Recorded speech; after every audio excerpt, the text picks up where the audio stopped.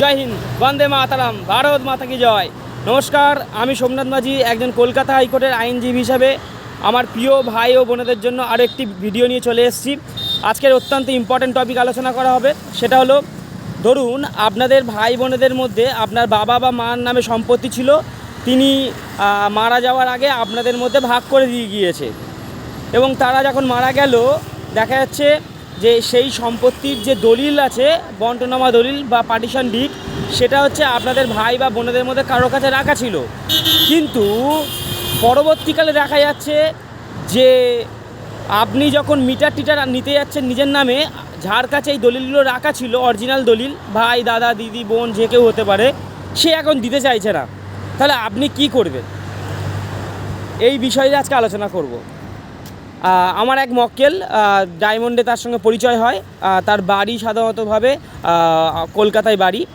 তো মজার বিষয়টা হচ্ছে, আমার মক্কেল একটু সাদাসিধে লোক, ভোলাওয়ালা লোক।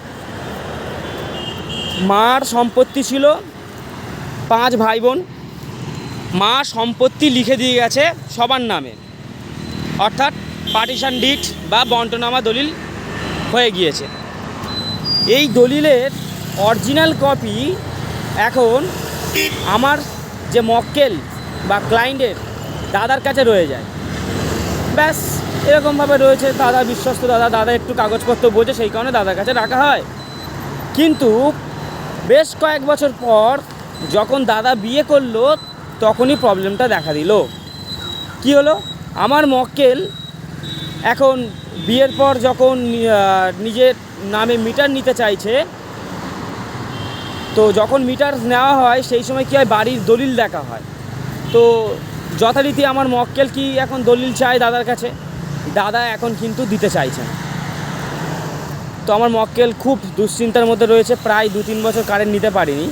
তো আমার কাছে দেখা করার পর আমি বুদ্ধি দিয়েছি, সেইটাই আপনাদের বলতে চাইছি।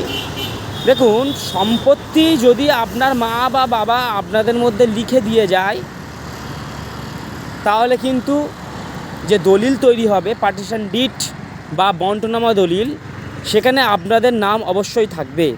আপনার দাদা বা ভাই বোন যে কেউ দলিল আটকে রাখুক না কেন, কোনো যায় আসে না।